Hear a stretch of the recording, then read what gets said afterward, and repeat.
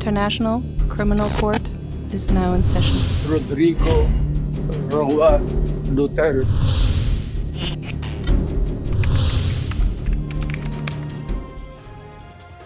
Pinapadisqualify ng defense team ni dating Pangulong Rodrigo Duterte sa kaso niyang Crimes Against Humanity si ICC Chief Prosecutor Karim Khan.